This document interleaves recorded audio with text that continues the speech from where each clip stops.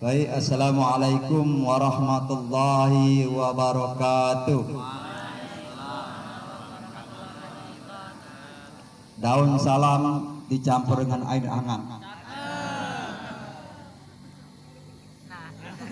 Sayur katu dimasak dengan teri. Menjawab salam tidak semangat, oleh karena itu saya ulangi sekali lagi.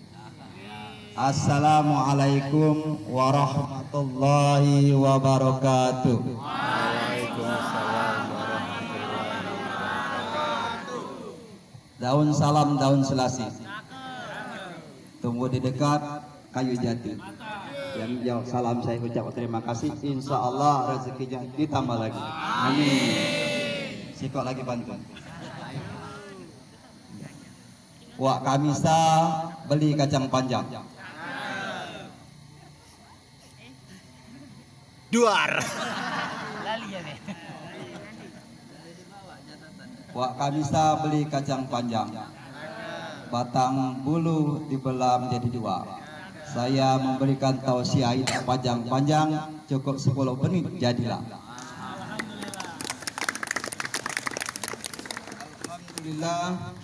Alhamdulillahillazi wa kafa wassalatu wassalamu ala nabil mustafa wa ala ahli siddiqi wal wafa.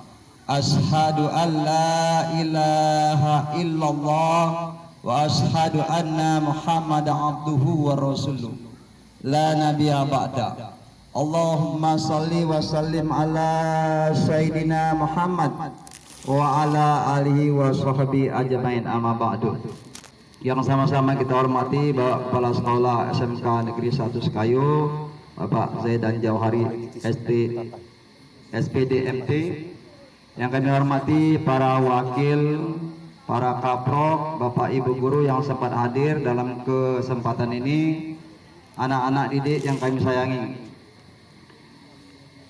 Sebagai hamba Allah Subhanahu wa taala, sepatutnya kita merasakan syukur atas segala nikmat yang Allah berikan kepada kita semua, sehingga dalam kesempatan ini kita beri Allah nikmat kesehatan, nikmat iman dan Islam, sehingga kita pada hari ini, pada sore hari bisa melaksanakan kegiatan kita, yaitu insya Allah buka bersama dan sholat maghrib nantinya.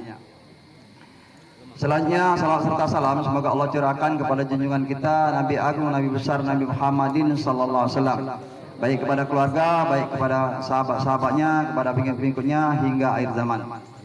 Bapak Ibu yang kami hormati, anak-anak yang kami sayangi, ada hanya satu hadis yang akan menyampaikan. Dalam hadis Rasulullah SAW menjelaskan, man shoma ramadhana imana wa ihtisaban ghafira lahu faqaddama min zambi.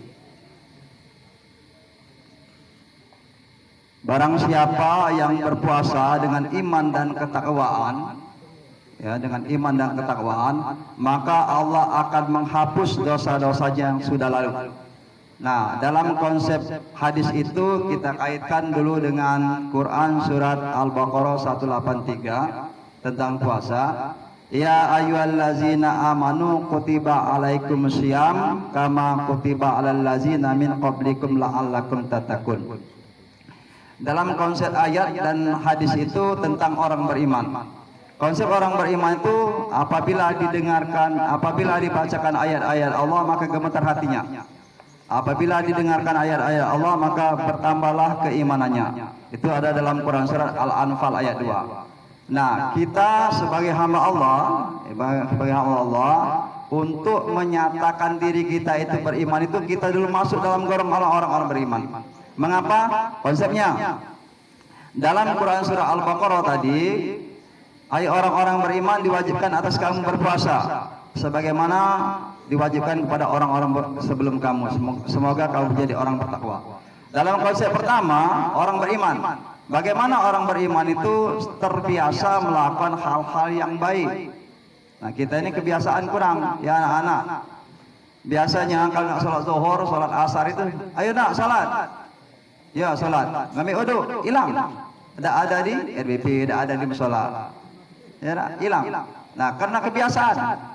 Nah, oleh karena itu untuk kebiasaan kita itu marilah kita mulai sekarang. Mungkin dari kecilnya belum biasa. Karena hadis Rasulullah sudah menjelaskan, ajarilah anakmu itu dalam umur 7 tahun melakukan ibadah salat. Ketika berumur 10 tahun tidak mau salat maka digebuk, dipukul. Nah, kita ini tidak ada kebiasaan. Ada alasan puasa karena tidak puasa. Tidak. Karena penyakit-penyakit lain tidak puasa. Banyak sekali penyakit itu. Ketika bulan puasa banyak penyakit. Ada malah, ada bangun kesiangan lah, alasan tidak makan sahur lah dan lain sebagainya. Konsepnya situ, makanya di dalam Quran surah Al-Baqarah 183 tadi menjelaskan, hai orang-orang yang beriman. Arti orang beriman itu dia merasakan dirinya bergetar ketika dibacakan ayat Allah, ketika didengarkan asma Allah, bergetar hatinya. Bagaimana? Ketika mendengar azan maka bergegas untuk melakukan sholat dan mengambil air wudhu. Tapi tidak, santai baik. Tidak. Nah itu konsepnya. Maka orang beriman itu harus dimulai dengan diri kita pribadi. Kalau diri kita pribadi belum menyatakan kita beriman, marilah sekarang kita usahakan untuk bisa melakukan hal-hal yang baik kaitan dengan keimanan. Berapa menit itu? 10 menit. 10 menit. 5 menit.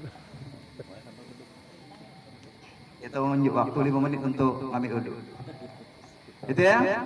Jadi dalam hadis tadi saya jelaskan, man shoma ramadhana imana wa ihtisaban ghafira lahu faqaddama min zambi. Barang siapa yang beriman, kata Allah, kata Rasulullah, barang siapa yang beriman melakukan ibadah, melakukan sholat, melakukan puasa, maka Allah akan mengampuni dosa-dosa yang sudah lalu. Nah itulah keutamaan ataupun ciri orang Islam itu.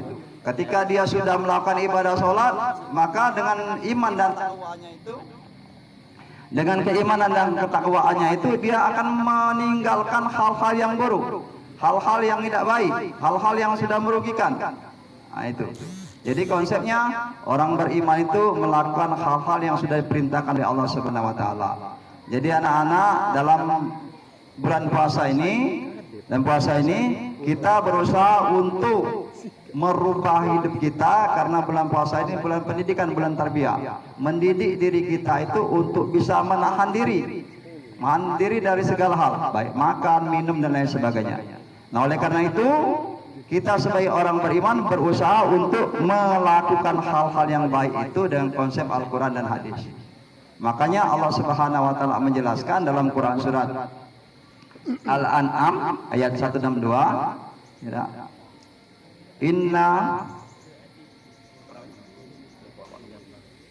Dalam surat Al-An'am ayat 162, inna sholati wa nasuki wa mayahya wa mamati lillahi rabbil alamin la syarika lahu wa bidzalika umirtu wa ana awwalul muslimin.